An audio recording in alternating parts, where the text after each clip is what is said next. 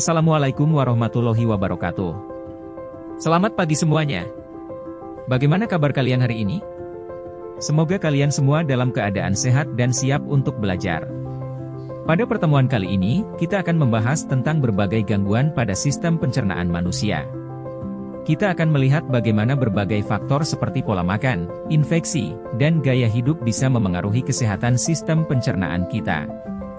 Mari kita belajar bersama agar bisa lebih memahami cara menjaga kesehatan tubuh kita, terutama sistem pencernaan. Jika ada yang ingin bertanya atau berbagi, jangan ragu bertanya ya.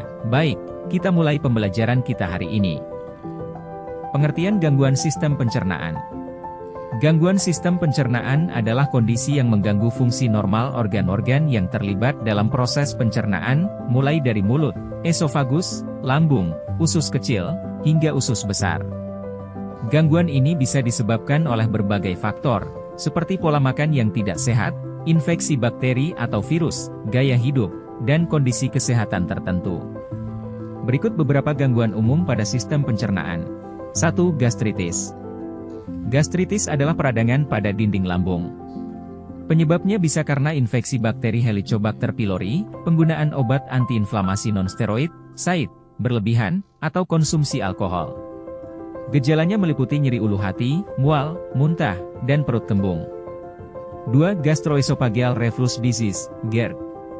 GERD terjadi ketika asam lambung naik ke esofagus, menyebabkan sensasi terbakar di dada, heartburn, dan rasa asam di mulut. Ini sering disebabkan oleh melemahnya otot sfinkter esofagus. Faktor pemicu bisa berupa makanan berlemak, minuman berkafein, dan obesitas. 3. MAG atau dispepsia. MAG adalah rasa tidak nyaman di perut bagian atas, yang sering disebabkan oleh pola makan yang tidak teratur, stres, atau konsumsi makanan pedas dan berlemak. Gejalanya termasuk rasa penuh, mual, dan sendawa berlebihan. 4. Irritable bowel syndrome, IBS. IBS adalah gangguan kronis pada usus besar, ditandai oleh nyeri perut, kram, kembung, diare, atau sembelit. Penyebab pasti belum diketahui, tetapi stres dan pola makan bisa memperburuk gejala. 5. Konstipasi, sembelit. Konstipasi adalah kondisi di mana feses menjadi keras dan sulit dikeluarkan. Penyebabnya termasuk kurang serat, kurang air, kurang aktivitas fisik, atau gangguan pada sistem saraf usus. 6. Diare. Diare adalah kondisi di mana feses menjadi cair dan dikeluarkan dengan frekuensi lebih sering. Penyebab umum termasuk infeksi bakteri, virus, atau intoleransi terhadap makanan tertentu, seperti laktosa. 7. Radang usus buntu, appendicitis. Appendicitis adalah peradangan pada usus buntu, appendix, yang sering membutuhkan tindakan operasi untuk mencegah komplikasi. Gejalanya berupa nyeri perut yang tajam di sisi kanan bawah, demam, mual, dan muntah. 8. Kolitis ulceratif. Kolitis ulceratif adalah peradangan kronis pada usus besar yang menyebabkan luka atau bisul pada dinding usus. Ini adalah salah satu jenis penyakit inflamasi usus yang biasanya ditandai dengan diare berdarah, nyeri perut, dan penurunan berat badan. 9. Kanker kolon. Kanker kolon atau kanker usus besar sering dimulai dari polip yang berkembang menjadi kanker. Gejalanya mencakup perubahan kebiasaan buang air besar, darah dalam feses, penurunan berat badan, dan kelelahan. 10. Divertikulitis. Divertikulitis terjadi ketika divertikula, kantong kecil di dinding usus, meradang atau terinfeksi. Gejalanya mencakup nyeri perut bagian bawah, demam, dan perubahan pola buang air besar. Penyebabnya bisa berkaitan dengan rendahnya asupan serat. 11. Penyakit Crohn. Penyakit Crohn adalah penyakit inflamasi usus kronis yang bisa menyerang seluruh bagian saluran pencernaan, mulai dari mulut hingga anus. Gejalanya meliputi diare, nyeri perut, kelelahan, dan penurunan berat badan. Penyebabnya belum sepenuhnya diketahui, tetapi diperkirakan melibatkan faktor genetik dan imunitas. 12. Celiac disease, penyakit celiak. Penyakit celiak adalah gangguan autoimun di mana tubuh bereaksi negatif terhadap gluten, protein dalam gandum. Akibatnya, usus kecil menjadi rusak dan tidak dapat menyerap nutrisi dengan baik. Gejala umum meliputi diare, penurunan berat badan, anemia, dan kembung. 13. Laktose intolerance, intoleransi laktosa. Kondisi ini terjadi ketika tubuh kekurangan enzim laktase untuk mencerna laktosa, gula dalam susu. Gejalanya meliputi kembung, diare, dan kram perut setelah mengonsumsi produk susu. Penyakit ini umum terjadi dan bisa dikendalikan dengan menghindari produk susu atau mengonsumsi enzim laktase. 14. Hernia hiatal. Hernia hiatal terjadi ketika bagian atas lambung mendorong melalui diafragma ke area dada. Hal ini dapat menyebabkan refluks asam, GERD, dan heartburn. Faktor risikonya termasuk obesitas, usia tua, dan ketegangan otot perut. 15. Hepatitis.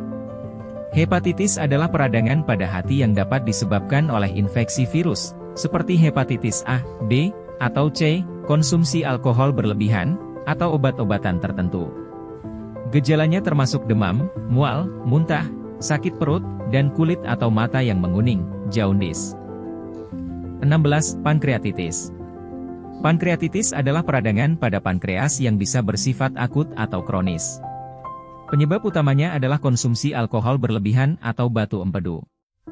Gejala meliputi nyeri perut bagian atas, mual, muntah, dan penurunan berat badan. 17. Kolestasis. Kolestasis adalah gangguan di mana aliran empedu dari hati ke usus terhambat. Ini bisa disebabkan oleh penyumbatan fisik seperti batu empedu atau tumor. Gejalanya termasuk kulit gatal, urin berwarna gelap, dan tinja berwarna terang. 18. Kolesistitis. Kolesistitis adalah peradangan pada kantong empedu yang sering terjadi akibat penyumbatan saluran empedu oleh batu empedu. Gejala utamanya adalah nyeri perut yang parah di sisi kanan atas, demam, mual, dan muntah. 19. Sindrom usus bocor, leaky gut syndrome. Sindrom ini adalah kondisi di mana lapisan usus menjadi lebih permeabel dari biasanya, memungkinkan bakteri dan racun masuk ke dalam darah. Hal ini bisa disebabkan oleh diet yang buruk, stres, atau infeksi usus. Gejalanya meliputi kembung, kelelahan, dan sensitivitas makanan. 20. Infeksi cacing usus. Infeksi cacing usus, seperti cacing kremi atau cacing pita, dapat menyebabkan gangguan pencernaan. Gejalanya termasuk gatal di sekitar anus, sakit perut, penurunan nafsu makan, dan penurunan berat badan. 21. Malabsorpsi. Malabsorpsi adalah gangguan yang mengganggu penyerapan nutrisi dari makanan. Penyebabnya termasuk penyakit celiak, pankreatitis, dan penyakit Crohn. Gejalanya adalah penurunan berat badan, diare, dan defisiensi nutrisi. 22. Hemoroid, wasir. Hemoroid adalah pembengkakan pembuluh darah di sekitar anus atau rektum yang bisa disebabkan oleh konstipasi, mengejan saat bab, atau duduk terlalu lama. Gejalanya termasuk nyeri, gatal, dan pendarahan pada anus. 23. Peritonitis. Peritonitis adalah infeksi atau peradangan pada peritoneum, lapisan yang melapisi rongga perut. Biasanya disebabkan oleh infeksi bakteri akibat pecahnya organ, seperti appendix. Ini adalah kondisi serius yang menyebabkan nyeri perut hebat, demam, dan muntah. 24. Achalasia. Achalasia adalah kondisi langka di mana esofagus tidak dapat bergerak secara normal, sehingga makanan sulit masuk ke lambung. Gejalanya termasuk kesulitan menelan, regurgitasi, dan penurunan berat badan. 25. Sirosis hati. Sirosis adalah kerusakan hati jangka panjang akibat alkoholisme atau hepatitis kronis yang mengarah ke jaringan parut di hati. Gejala meliputi kelelahan, jaundice, mudah memar, dan asites, penumpukan cairan di perut. 26. Sialadenitis. Sialadenitis adalah infeksi atau peradangan pada kelenjar ludah, seringkali akibat penyumbatan atau infeksi bakteri. Gejala termasuk pembengkakan di area pipi atau bawah rahang, nyeri saat mengunyah, dan mulut kering. 27. Fistula anal. Fistula anal adalah saluran abnormal yang terbentuk antara saluran anus dan kulit di sekitarnya.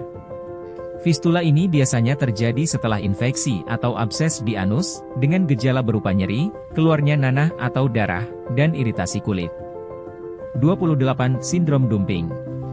Sindrom dumping terjadi ketika makanan bergerak terlalu cepat dari lambung ke usus kecil, sering terjadi pada orang yang telah menjalani operasi lambung. Gejalanya mencakup kram perut, diare, mual, pusing, dan detak jantung cepat setelah makan. 29.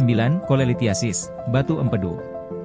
Kolelithiasis adalah pembentukan batu empedu di kantong empedu yang dapat menyebabkan nyeri perut mendadak di sisi kanan atas.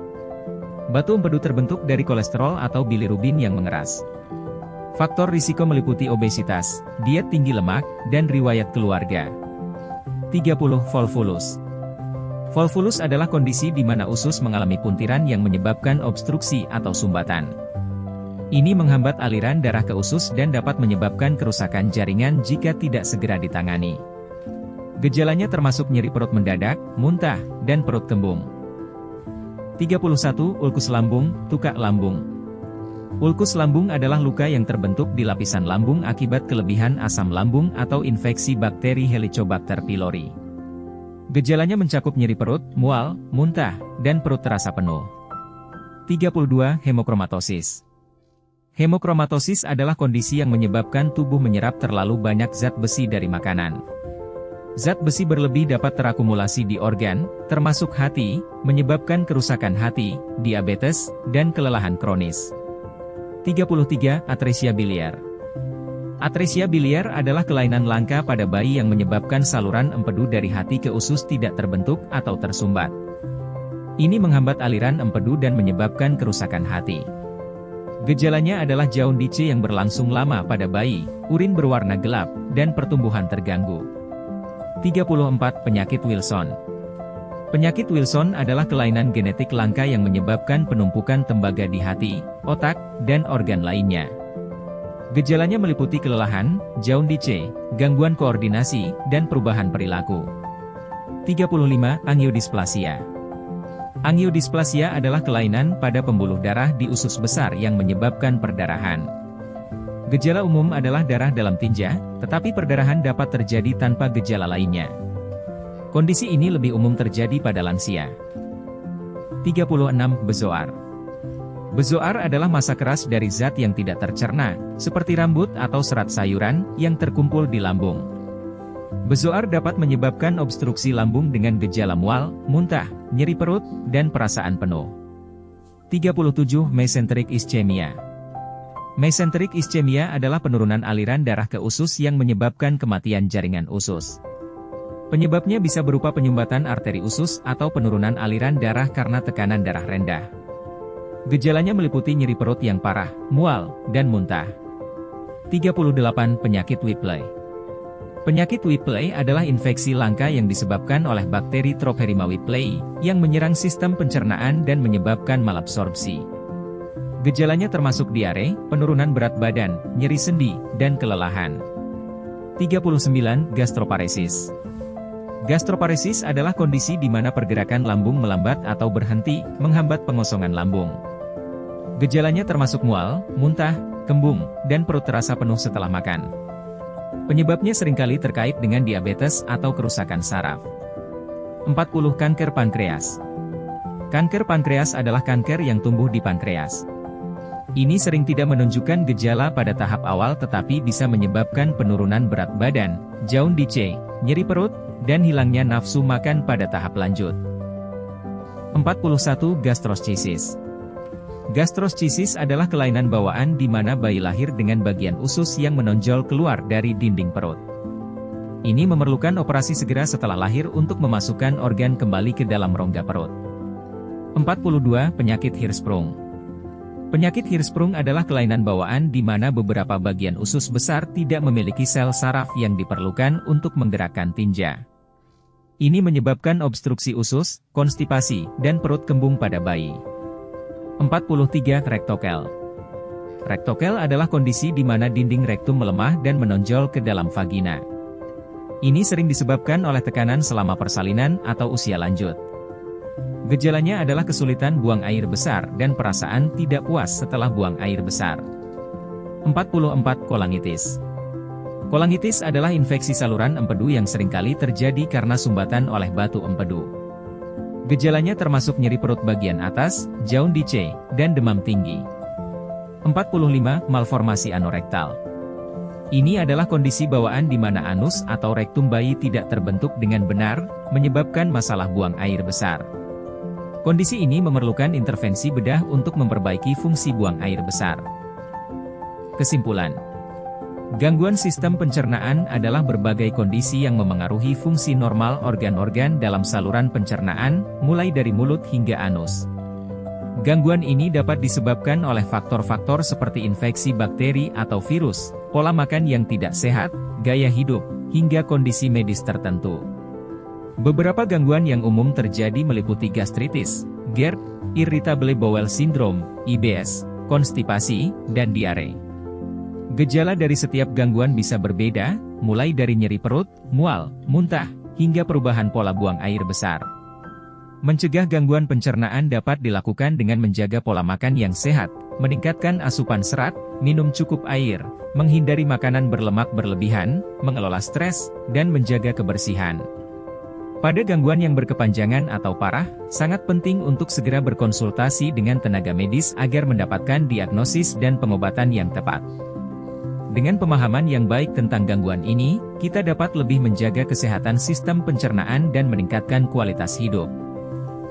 Alhamdulillah, kita telah menyelesaikan pembelajaran tentang gangguan sistem pencernaan.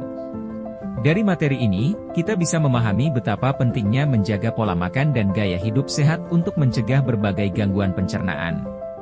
Semoga pengetahuan ini bermanfaat dalam kehidupan sehari-hari dan bisa kita terapkan untuk menjaga kesehatan tubuh kita. Jangan lupa untuk selalu menjaga kebersihan makanan, mengonsumsi makanan bergizi seimbang, serta berolahraga secara teratur. Terima kasih atas perhatian dan partisipasinya. Semoga pembelajaran hari ini dapat menambah wawasan kita semua. Sampai jumpa di pembelajaran berikutnya.